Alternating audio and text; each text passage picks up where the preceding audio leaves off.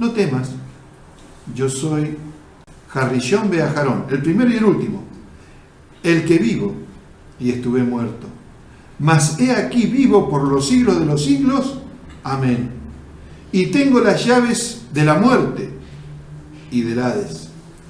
Escribe las cosas que has visto, y las que son, y las que han de ser después de esta. El misterio de las 7 estrellas que has visto en mi diestra, y de los 7 candeleros de oro. Las 7 estrellas son los ángeles de las 7 iglesias, y los 7 candeleros que has visto son las 7 iglesias o las 7 keilot. ¿Por qué digo keilot? Es la palabra hebrea, es la palabra hebrea que se tradujo como eclesía después en griego. Entonces vamos a hablar un poco de esto. Nosotros siempre usamos la palabra iglesia, pero realmente la palabra que se ha usado es la palabra kahal, de ahí viene la palabra keilat y la palabra keilot. Keilot sería en plural, pero keilat quiere decir comunidad. Ustedes, si nosotros leemos Hechos capítulo 2, dice que tenían todas las cosas ¿en qué? En común.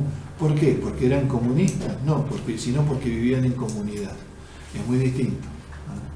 Hoy en día, en la década del 60, salió lo que se denominó la teología de la liberación. O sea, lo que se denominó, viene a ser la teología marxista, donde las enseñanzas de Marx se aplicaron al Nuevo Testamento y principalmente a las enseñanzas de Jesús. Y bueno, acá salían diciendo esto, que Jesús era comunista porque su iglesia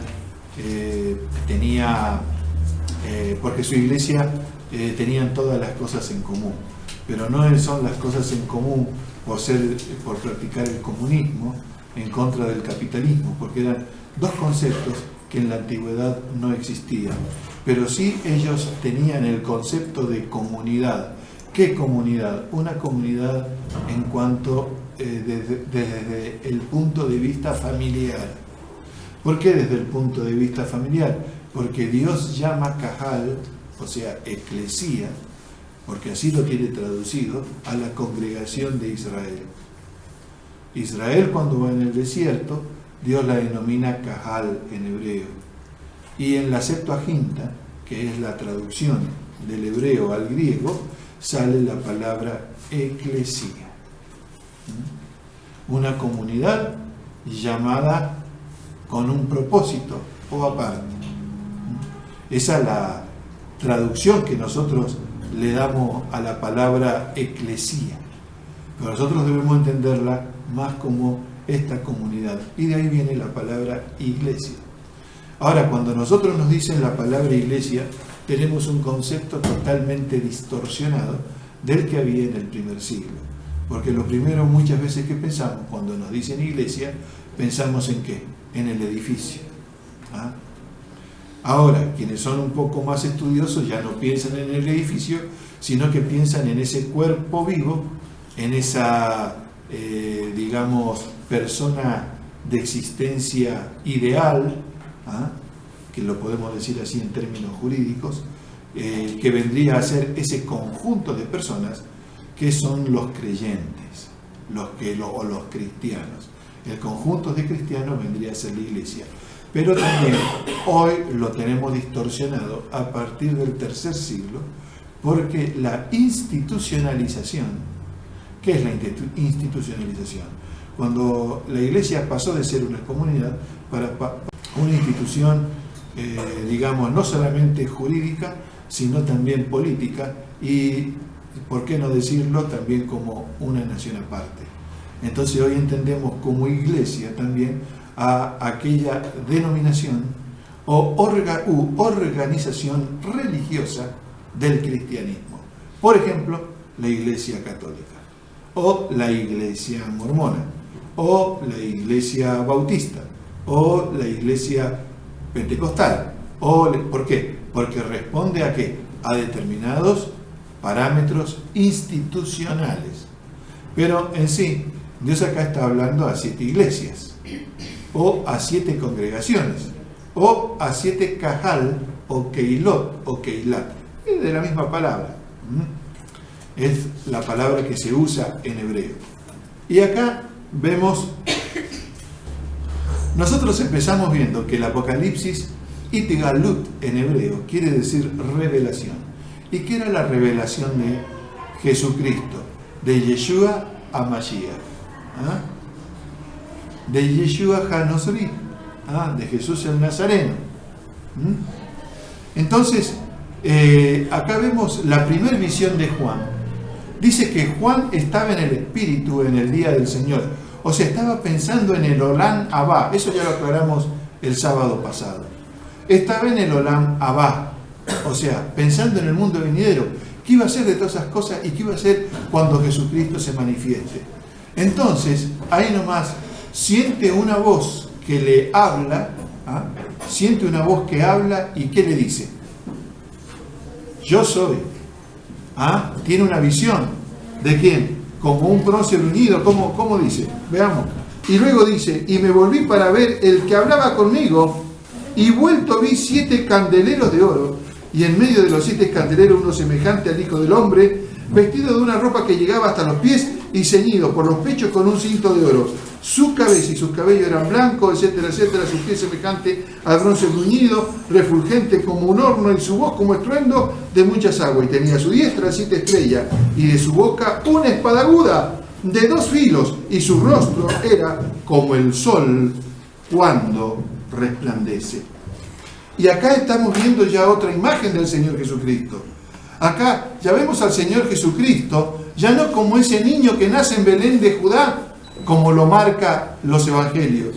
No vemos al Señor Jesucristo como ese joven de aproximadamente 30 años que va y se bautiza con Juan el Bautista y que desciende el Espíritu Santo sobre él. Ya no lo vemos en la figura de un nazareno al cual todos despreciaban.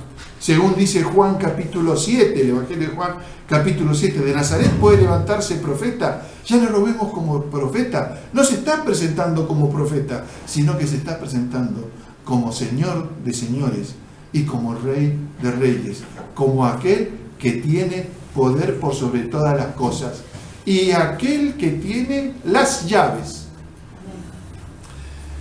Vamos a ver, ¿qué llaves tiene? Dice acá. Le dijo, no temas, 17. Dice Juan, verso 17. Cuando le vi caí como muerto a sus pies. Y él puso su diestra sobre mí, diciéndome, no temas. Yo soy Harrishon Beajarón, el primero y el último.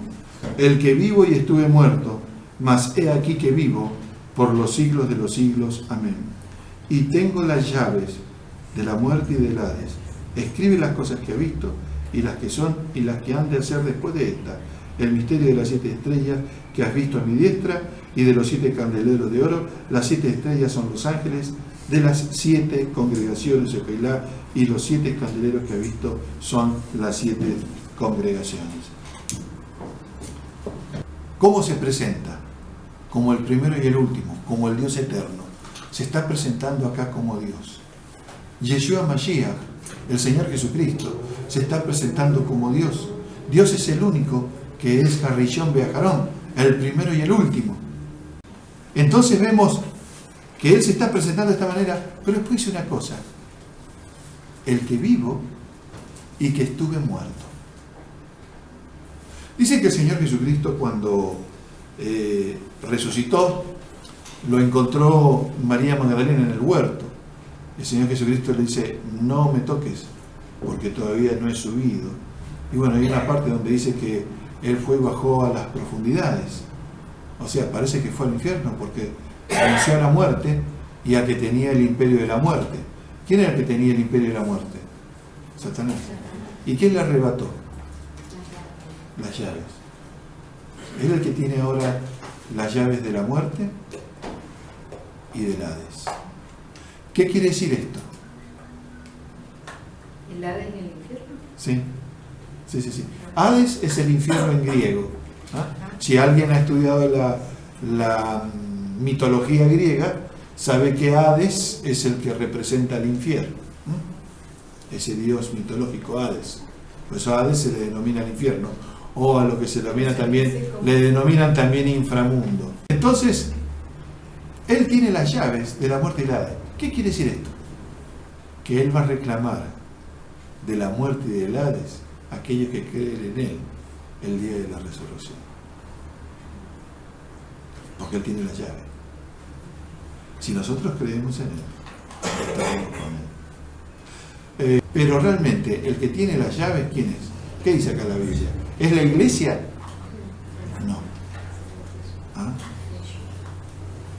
No es la iglesia, es Él. O sea, la iglesia las tiene en tanto y en cuanto está en dónde. En Él. Nosotros las tenemos también en tanto y en cuanto nosotros estemos con Él y en Él. ¿Entendido esto? Entonces, ¿cómo se nos está presentando el Señor Jesucristo? Se nos presenta como, no dice Rey de Reyes y Señor de Señores, pero sí se nos está presentando como Dios mismo, con pelo blanco, ¿ah? Con bronce bruñido, vestido hasta los pies y ceñido sus lomos con un cinto de oro. De esa manera se nos está presentando. Y se está presentando con una voz como estruendo de muchas aguas, ¿ah? Y con una espada de doble filo. Una espada en su boca es una espada de doble filo. ¿Qué quiere decir esto? Muchas a veces piensan que la Biblia también habla que la palabra de Dios, o sea, es una espada de doble filo. ¿Qué nos está diciendo entonces esto? Si nosotros decimos que la palabra de Dios es una espada de doble filo y nos dice que la lengua del Señor Jesucristo acá es una espada de doble filo, ¿qué es lo que quiere decir? Que lo que Él habla, ¿qué es? Es la palabra de Dios, es Dios mismo, es la lengua que produce esa palabra que tiene doble filo. ¿Y cuáles son los dos filos de la palabra de Dios? ¿Cuáles son los dos filos de la palabra de Dios? Justicia y amor.